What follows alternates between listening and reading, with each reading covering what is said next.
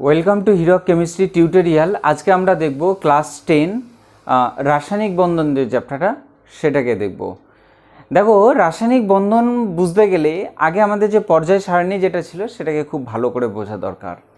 সেটা যদি ভালো বুঝতে পারি তাহলে অবশ্যই আমরা এই চ্যাপ্টার যেটা সেটাকে খুবই ভালো করে বুঝতে পারবো। তো চলো, রাসায়নিক বন্ধন বলতে কি বুঝি আগে সেটাকে বলি। রাসায়নিক বন্ধন বলতে বোঝানো হয় যে একই বা পৃথক মৌলের একই মৌল হতে পারে বা পৃথক মৌল হতে পারে, একই বা পৃথক মৌলের পরমাণু নিকটবর্তী যে নিষ্ক্রিয় মৌল যেগুলো থাকে অর্থাৎ গ্রুপ 18 নিকটবর্তী নিষ্ক্রিয় মৌলের সুস্থিত ইলেকট্রন বিন্যাস পাওয়ার ইচ্ছায়, ক্লিয়ার হলো? একই মৌল হতে পারে অথবা পৃথক মৌল হতে পারে, নিকটবর্তী যে নিষ্ক্রিয় মৌল যেটা থাকে তাদের সুস্থিত ইলেকট্রন বিন্যাস পাওয়ার জন্য বাইরের কক্ষ থেকে ইলেকট্রন বর্জন করে ক্যাটায়নে পরিণত হয় এবং অন্য মৌলের পরমাণু ওই ইলেকট্রন গ্রহণ করে অ্যানায়নে পরিণত হয়, অথবা বাইরের কক্ষ থেকে সমানভাবে ইলেকট্রন ব্যবহার করে তার যে বন্ধন তৈরি করবে সেই বন্ধনটাকে আমরা বলবো রাসায়নিক বন্ধন। ক্লিয়ার হলো? তাহলে কি কি হতে পারে? বাইরের কক্ষ থেকে ইলেকট্রন গ্রহণ, অ্যানায়ন তৈরি হবে, বাইরের কক্ষ থেকে ইলেকট্রন বর্জন, ক্যাটায়ন তৈরি হতে পারে, অথবা কি হতে পারে? দুটো পরমাণু তাদের দুজনাই বাইরের কক্ষ থেকে ইলেকট্রন সমানভাবে ব্যবহার করবে, দিয়ে যে বন্ধন তৈরি করবে সেই বন্ধনটাকে আমরা বলবো রাসায়নিক বন্ধন। ক্লিয়ার হলো? রাসায়নিক বন্ধন মূল কথা হচ্ছে রাসায়নিক বন্ধনের ক্ষেত্রে নিকটবর্তী নিষ্ক্রিয় মৌলের সুস্থিত ইলেকট্রন বিন্যাস পাওয়া, এটা হচ্ছে মূল কথা। যে রাসায়নিক বন্ধনের মূল উদ্দেশ্য কি? রাসায়নিক বন্ধনের মূল উদ্দেশ্য হচ্ছে নিষ্ক্রিয় মৌলের সুস্থিত ইলেকট্রন বিন্যাস পাওয়া, এটা হচ্ছে রাসায়নিক বন্ধনের মূল উদ্দেশ্য। তোমাদের স্ক্রিনে দেখো আমি ডেফিনেশন লিখে দিয়েছি, আগে কপি করে নাও, তারপর নেক্সট দেখলাম। ওকে, কপি হয়ে গেছে। দেখো দেখো এখানে রাসায়নিক বন্ধনে দেখলাম, ডেফিনেশন দেখলাম। নেক্সট হচ্ছে রাসায়নিক বন্ধনের প্রকারভেদ, অর্থাৎ কত প্রকারের হয়। রাসায়নিক বন্ধনের প্রকারভেদ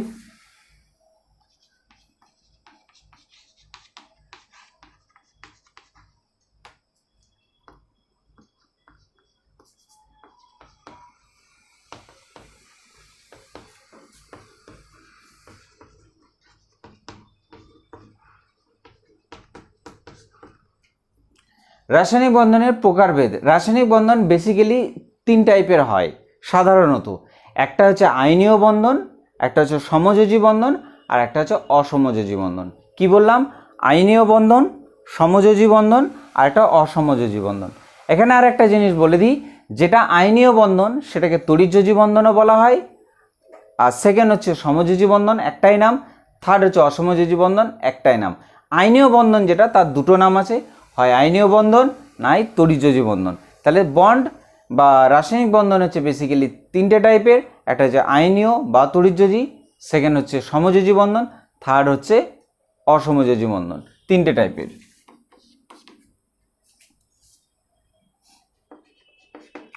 এই চলে গেল আমার 3টে টাইপের রাসায়নিক বন্ধন বলে দিলাম। নেক্সট এখানে যেটা আমাদেরকে ভালো করে বুঝতে হয় যে রাসায়নিক বন্ধনের উদ্দেশ্য যেটা নিষ্ক্রিয় মৌলের সুস্থিত ইলেকট্রন বিন্যাস পাওয়া, এটা উদ্দেশ্য।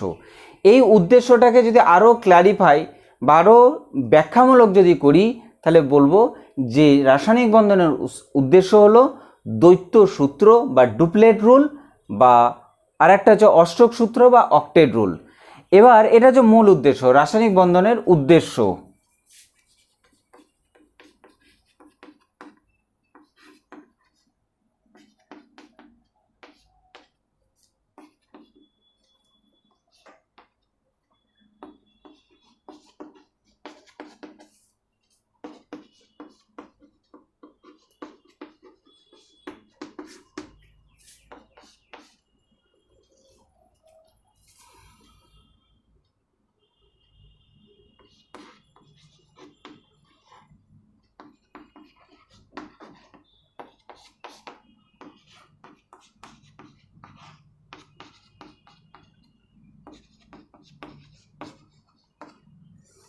রাসায়নিক বন্ধনের উদ্দেশ্য হচ্ছে এই দুটো, একটা হচ্ছে দ্বৈত সূত্র আর একটা হচ্ছে অষ্টক সূত্র।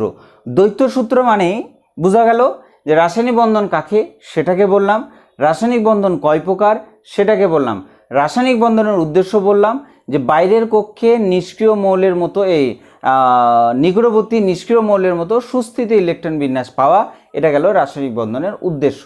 এবার উদ্দেশ্যটাকে আরও ক্লারিফাই বা আরও ব্যাখ্যামূলক যদি করা হয় তাহলে উদ্দেশ্য হচ্ছে দুটো, একটা দ্বৈত সূত্র মেনে চলা আর একটা হচ্ছে অষ্টক সূত্র মেনে চলা। এটা হচ্ছে রাসায়নিক বন্ধনের উদ্দেশ্য। দ্বৈত সূত্র আর অষ্টক সূত্র কি সেটাকে দেখব।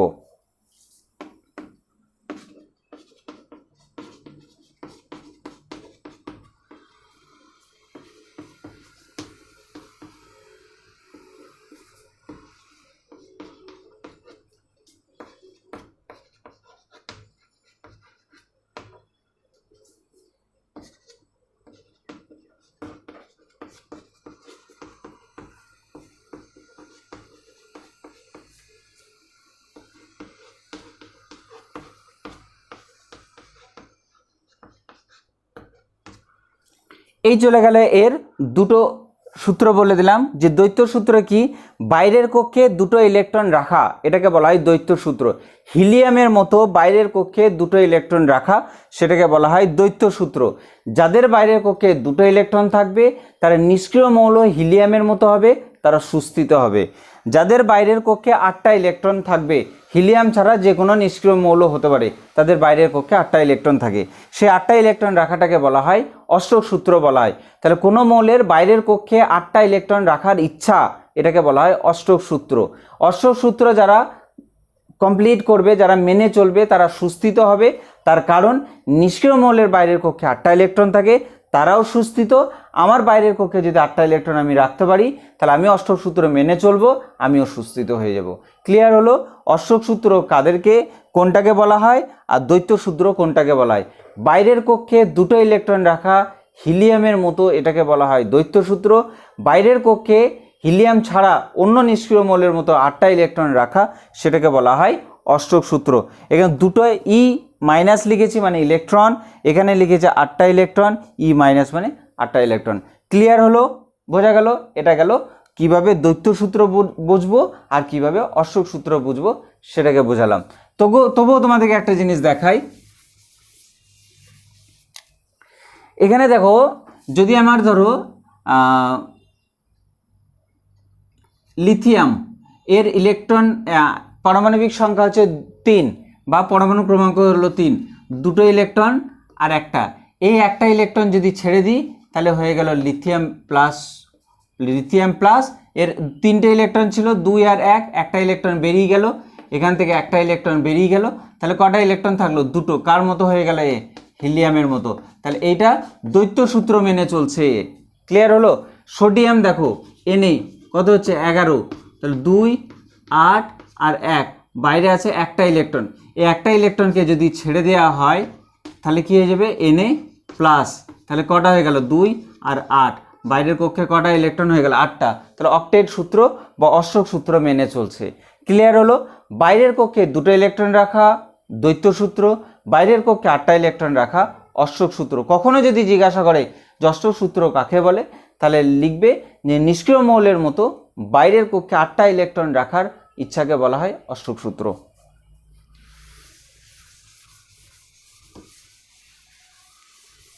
নেক্সট এখানে দেখবো আর একটা, যে অষ্টক সূত্রের ব্যতিক্রম কারা আছে, যে বাইরের কক্ষে 8টা ইলেকট্রনও থাকে না। ক্লিয়ার? বাইরের কক্ষে 8টা ইলেকট্রন থাকে না, অষ্টক সূত্রের ব্যতিক্রম।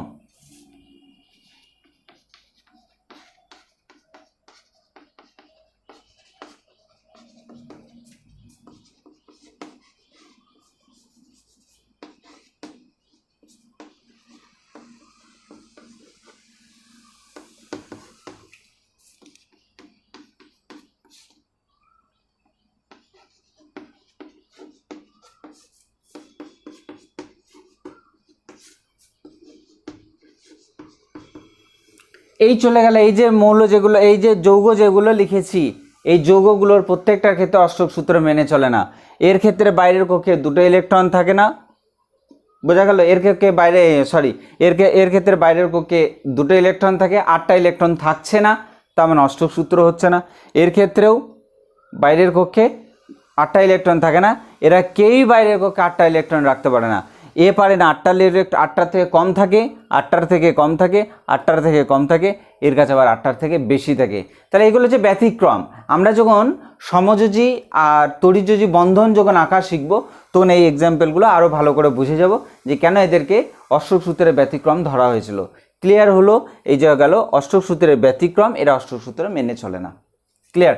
সেকেন্ড আমাদেরকে আরেকটা বুঝতে হবে যে অষ্টক সূত্রের সীমাবদ্ধতা কোথায়, কতটা পর্যন্ত অষ্টক সূত্র মেনে চলতে পারে, কত দূর পর্যন্ত মেনে চলতে পারে না, বা অষ্টক সূত্রের সীমাবদ্ধতা কি। সীমাবদ্ধতা বলতে এটুকু বুঝি যে কিছু কিছু অণুর কেন্দ্রীয় পরমাণুর 8টা ইলেকট্রনের থেকে কম থাকে, আর কারো কারো থেকে 8টা ইলেকট্রনের থেকে বেশি থাকে। এই 8টা ইলেকট্রনের থেকে কম থাকা সত্ত্বেও সে সুস্থিত, আবার কারোর 8টার থেকে বেশি ইলেকট্রন থাকার সত্ত্বেও সেও সুস্থিত। এটা হচ্ছে অষ্টক সূত্র দ্বারা ব্যাখ্যা করা যায় না। তার কারণ কি, অষ্টক সূত্রে কি বলছে, যাদের বাইরের কক্ষে 8টা ইলেকট্রন থাকবে তারা সুস্থিত হবে। দ্বৈত সূত্র বলছে যাদের বাইরের কক্ষে 2টো ইলেকট্রন থাকবে তারা সুস্থিত হবে। তাহলে 8টা ইলেকট্রন যদি না থাকে তাহলে তার সে সুস্থিত হওয়ার কথা না, তার কারণ অষ্টক সূত্র মেনে চলছে না। 8টা ইলেকট্রনের থেকে যদি বেশি ইলেকট্রন থাকে তাহলে তারও সুস্থিত হওয়ার কথা না, কারণ সেও 8টা ইলেকট্রন বা অষ্টক সূত্র মেনে চলছে না। কিন্তু অষ্টক সূত্রের সীমাবদ্ধতার মধ্যে দেখতে পাই যে কিছু কিছু মৌলের ক্ষেত্রে যে তাদের বাইরের কক্ষে 8টার থেকে কম ইলেকট্রন থাকে তবুও সে সুস্থিত। কিছু কিছু যৌগ দেখি তাদের কেন্দ্রীয় পরমাণুতে 8টার থেকে বেশি ইলেকট্রন থাকে তবুও সে সুস্থিত। এই দুজনকে অষ্টক সূত্র কিন্তু ব্যাখ্যা করতে পারে না। যেমন ধরো এর ক্ষেত্রে বাইরের এর যে কেন্দ্রীয় পরমাণু হচ্ছে বেরিলিয়াম, এর কাছে ইলেকট্রন আছে 4টে, তাহলে 8টার থেকে কম। এইটার কেন্দ্রীয় পরমাণু হচ্ছে অ্যালুমিনিয়াম, এই পুরোটার কেন্দ্রীয় পরমাণু হচ্ছে অ্যালুমিনিয়াম। এখানে ইলেকট্রন থাকে কটা, এখানে ইলেকট্রন থাকে 6টা। যখন আমরা বন্ধন যখন আঁকবো তখন এগুলো আরও ভালো করে বুঝতে পারবে যেখানে 6টা ইলেকট্রন কী করে হলো। জাস্ট এখন বোঝার চেষ্টা করো। আর এখানে হচ্ছে PCl5, এর ক্ষেত্রে ইলেকট্রন থাকে, এই ফসফরাসের মধ্যে ইলেকট্রন থাকে 10টা। তাহলে দেখো এর 8টার থেকে কম তবুও সুস্থিত, 8টার থেকে কম তবুও সুস্থিত, 8টার থেকে বেশি তবুও সুস্থিত। ক্লিয়ার হলো? তাহলে এদের সুস্থিতের কারণ কিন্তু অষ্টক সূত্র ব্যাখ্যা করতে পারে না। এটা গেল ফার্স্ট সীমাবদ্ধতা। সেকেন্ড সীমাবদ্ধতা হচ্ছে যে নোবেল গ্যাসগুলোর মধ্যে কিছু কিছু নোবেল গ্যাসগুলোর যে নিষ্ক্রিয়তা তার উপরে নির্ভর করেই কিন্তু অষ্টক সূত্র তৈরি হয়েছে। তার কারণ কি বলছে, নিষ্ক্রিয় মৌলের মতো বাইরের কক্ষে 8টা ইলেকট্রন রাখার ইচ্ছা। তার নিষ্ক্রিয় মৌল কারা, নোবেল, তাদের বাইরের কক্ষে 8টা, তাদের ওপর নির্ভর করেই অষ্টক সূত্র তৈরি হয়েছে। তাহলে কি বললাম, যে নিষ্ক্রিয় মৌল বা নোবেল গ্যাসগুলোর নিষ্ক্রিয়তার উপর নির্ভর করে অষ্টক সূত্র তৈরি হয়েছে বা প্রতিষ্ঠিত হয়েছে।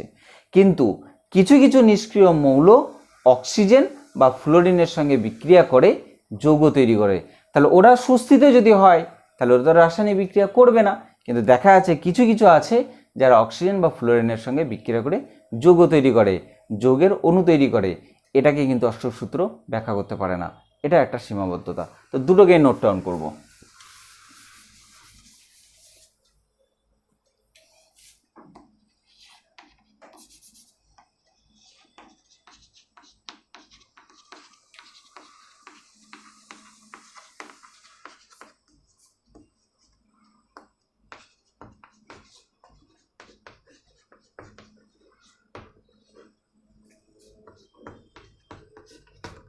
অষ্টক সূত্রের সীমাবদ্ধতা 1 নম্বর হচ্ছে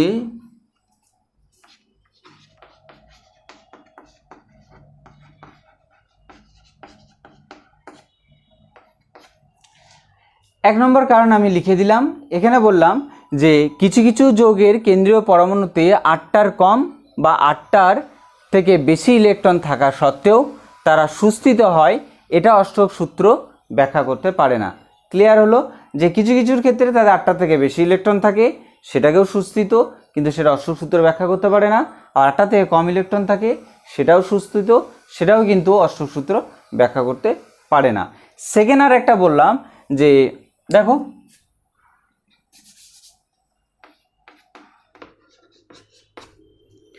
ক্লিয়ার হলো? তাহলে এখানে কি বললাম যে নোবেল গ্যাসগুলির নিষ্ক্রিয়তার উপর নির্ভর করে অষ্টক সূত্র প্রতিষ্ঠিত হলেও কিছু নিষ্ক্রিয় মৌল অক্সিজেন ও ফ্লোরিনের ওপর বিক্রিয়া করে অশোক সূত্রকে বিক্রিয়া করে।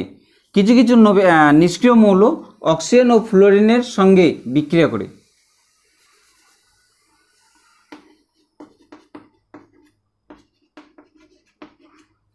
ফ্লোরিনের সঙ্গে বিক্রিয়া করে এটা অশোক সূত্রে ব্যাখ্যা করতে পারে না।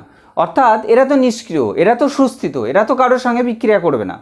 কিন্তু কিছু কিছু নিষ্ক্রিয় মৌল যারা অক্সিজেন এবং ফ্লোরিনের সঙ্গে বিক্রিয়া করে এটাকে কিন্তু অশোক সূত্র ব্যাখ্যা করতে পারে না।